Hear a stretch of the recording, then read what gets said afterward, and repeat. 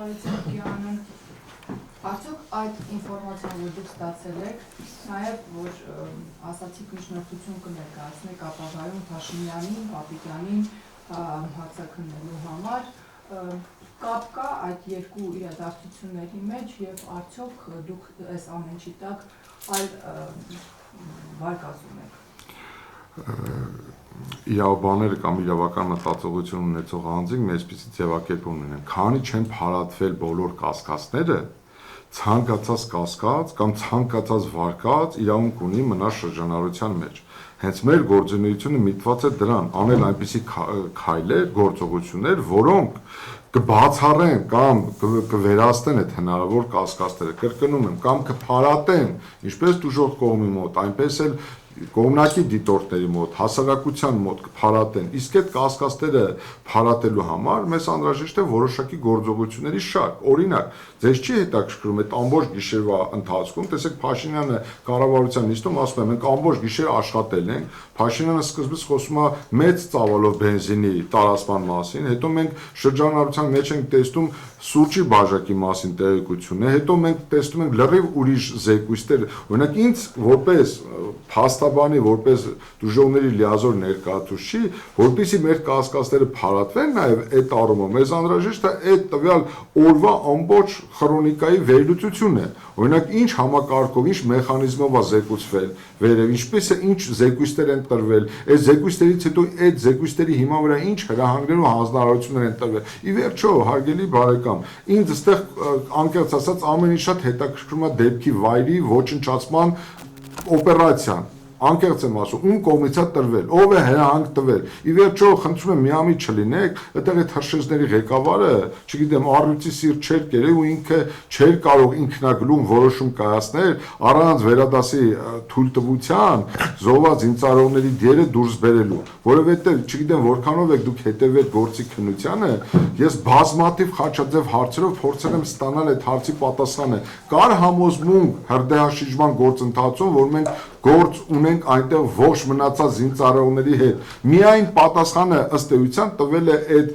հրշեջ ծառայողների ղեկավարը, որը փորձում էր իր գործողությունները արդարացնել, որ մենք այդ ծավալի ջուրը օգտագործում ենք եւ զոհված զինծառայողներին հանում ենք այդ տարածքից, հույս ունենալով, որ այդ տարածքում ինչ որ նկող կլիներ, այդ նկողի մեջ կարող են ողջ մնացած զինվորներ պատասպարված լինեն, իսկ մնացածը, երբ որ մենք նկարագրում ենք այդ ամբողջ ծավալը, հիշեք հայտի տեսանյութ կա, որը հրապարակվել է այդ ամբողջ տանը, երբ որ մենք բոլոր վկաներին հարցաքննել ենք եւ հարցաքննելիս հարց ենք առաջացել, թե արդյոք նման պայմաններում հնարավոր է ողջամիտ նույնիսկ 1% ենթադրություն կամ կասկած այն մասին, որ այդ տարածքում հնարավոր է նման հրդեհի պայմաններով ողջ մնացած զինվոր, ըստ էության բոլորը բացառել են։ Այս կրկնում եմ, ինձ համար որպես մասնագետի, որպես քաղաքացու, ով այս գործով շահագրգռված է բացահայտելու ճշմարտությունը, շատ կարևոր է հասկանալ, ում կողմից որ պահից ուրեմն ինչպես է տրվել դեպքի վայրը ոչնչացնելու կամ հետքերը թաքցնելու կամ այդ զոհված զինծառայողների դերը այդ իրավիճակում հանելու ուրեմն հրահանգը։ Ի վերջո, եթե նույնիսկ զինծառայողների կյանքը փրկելուն ուղղված գործողություններ իրականացվում, այդտեղ ենթադրաբար, իրենք պարտավոր էին ապահովել դրան զուգահեռ քննչական մարմինների ներկայությունը։ Ի վերջո, դուք կարող եք ցանկացած սկսնակ քննիչից էլ հարցնեք, ցանկացած սկսնակ իրավապահ համակարգի ներկայացուցիչ էլ հարցնեք, որ դեպքի վայրը ենթադրաբար քրեական օրենքով արգելված արար կատարելուց հետո դեպքի վայրը պահպանվում է, նույնիսկ ծնողները, զոհված զինծառայողների ծնողներին չպետք է թույլ տային, որ նրանք մոտիկանային դեպքի վայրին։ Պատկերացնում եք, հիմա մեզ համար սա է խնդիրը։ Ի վերջո, հարգելի բարեկամներ, այս վարկածը շրջանառության մեջ է դրել Նիկոլ Փաշինյանը կառավարության նիստում, այդ կառավարության նիստը վերացելով արտակարգ դատարանի այդ կառավարության այդ նիստում որոշվել է ով է մեղավոր, ով է անմեղ, ով պետք է պատասխան տա, ով պետք է պատասխան չտա։ Եվ իհարկե, եթե իսկապես մենք իրավական պետություն ենք, եւ եթե իսկապես Հայաստանի Հանրապետությունում դատարանները անկախ շարեն, անկախ են, անաչառ են, իսկապես իրականացնում են արդարադատություն, թող չխուսափեն, թող կան դատարանում պատասխանեն, բոլորի հարցերին, որովհետև այդ հարցերի պատասխանները կարող են լույս սփռել, ինչպես է զեկույցները հասել վարչապետ, վարչապետից ինչ հնարավորներ է իջել ուրեմն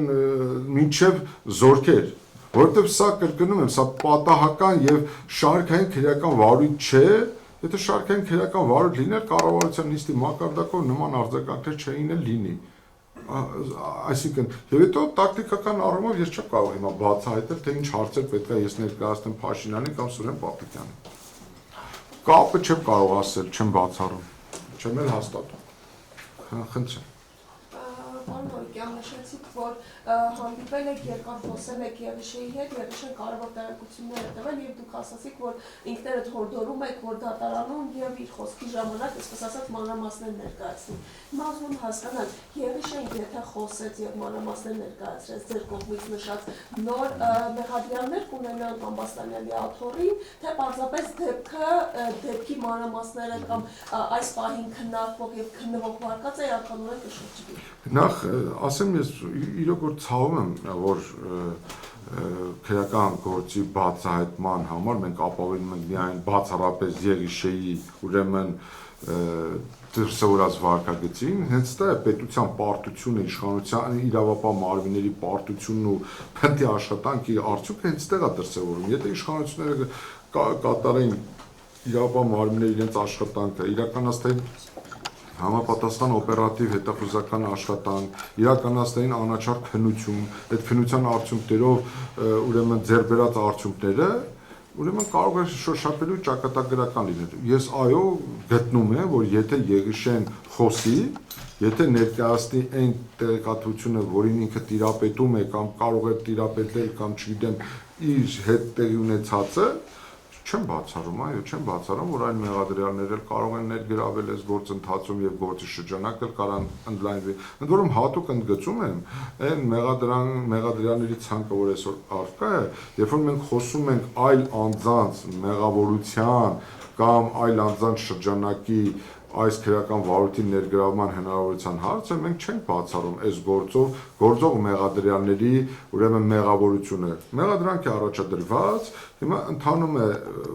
ուրեմն քննությունը, դատարանը կպարզի եւ մենք էլ մեր կողմից հնարավոր ամեն բան արել ենք եւ ամեն բան անում ենք ճշմարտությունը բացահայտելու ուղղությամբ։ Ես մի բան կարող եմ ասել, եթե այդ մարդիկ կատարել են իրենց մեղսագրվող արարքը, պետք է օրենքի ողջ խստությամբ ենթարկեն պատասխանատվության։ Պարոն Օրիկյան, ինչու չի խոսում Եղիշեն։ Փախեցնում է, կաշկանդվում է, ի՞նչն է պատճառը, որ չի խոսում։ Ես չեմ կարող ասել, ես չեմ կարող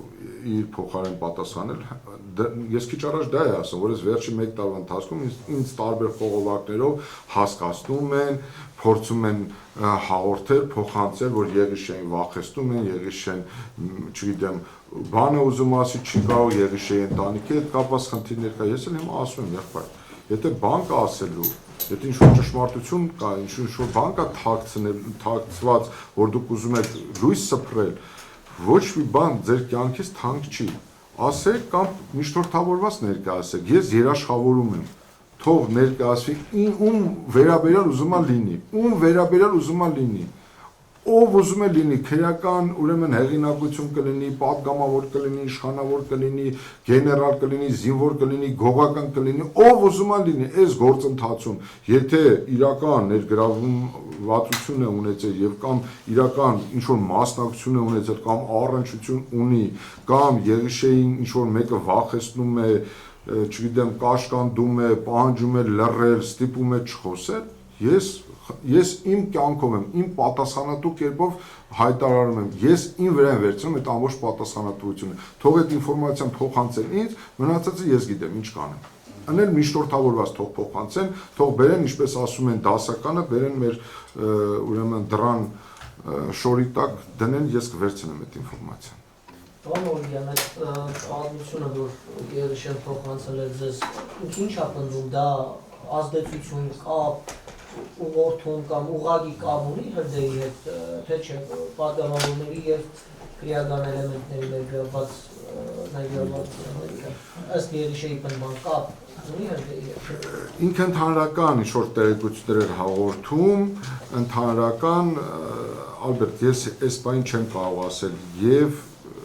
հաստատել եւ հերքել։ կրկնում եմ, ես ընդամենը այս երկու տեղեկությունը հրապարակեցի այնքանով, որ մենք մտնում ենք այն փուլը, որտեղ սկսվելու է Եղիշեի հիմնական հարցաքննությունը։ Եվ սա որոշակի նաև ազդանշան է իրենց ուղղության, որ մենք հորդորում ենք, իհարկե ինչ-որ մի փուլում, եթե ինքը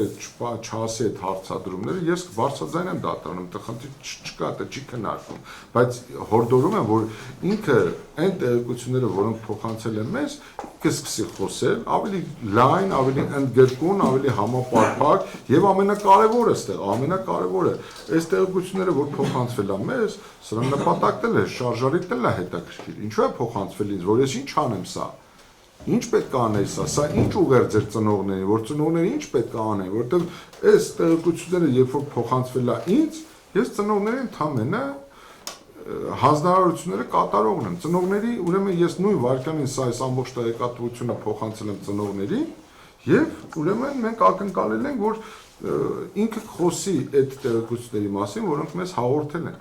Ես չեմ կարող ոչինչ բացառել, թե ինքը ինչ նպատակ է ունեցել նման տեղեկությունները մեզ փոխանցելու համար։